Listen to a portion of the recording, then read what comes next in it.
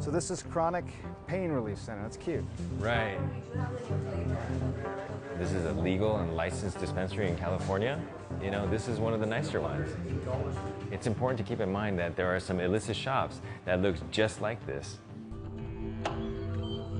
It can be really hard to tell. So we sent an undercover camera to see for ourselves. According to the California Bureau of Cannabis Control, this is an illegal vaping store. The thing is, it looks just like a legal one. Within minutes, we were able to purchase these illicit THC cartridges for $30 to $55 a piece. We paid cash, and there was no sales tax. And this store is also in California, where THC is legal. Feels like we're at the Wild West in terms of actually figuring this out. It is the Wild West. I think there needs to be more enforcement of the illicit shops and an easier way for consumers to identify which shops are operating legally. So this is the Doja app. That's exactly why Mark Hawashi created Doja. Think of it as the Yelp for cannabis. On the Doja app, I do see that people getting headaches and nausea. When you've heard people were having symptoms and then subsequently tested, what have you found? I found cartridges that test positive for over 15 different pesticides and even heavy metals, including lead and mercury.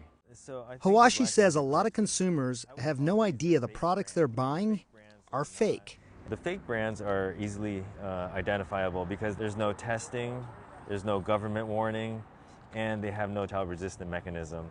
Those are big red flags. Now this one's interesting because this is a really well done counterfeit.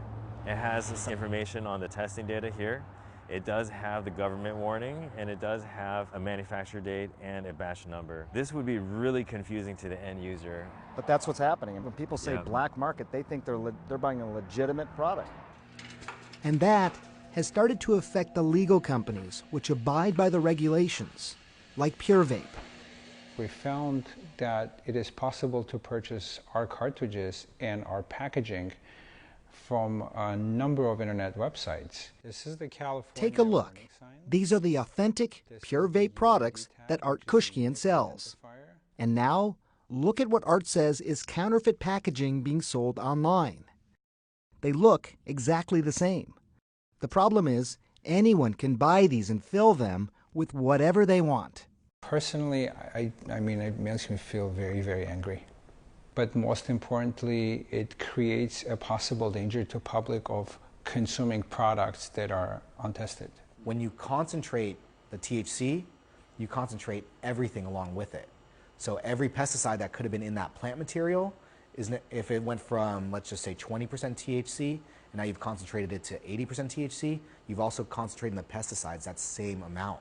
So they're trying to get off of tobacco. Myron Roney runs Bell Costa Labs, one of California's state-certified labs that approves products for consumer use. This year alone, Roney says they've tested more than 10,000 different products. Vaping's been around this country for some time, more than a decade. What we're seeing is relatively new.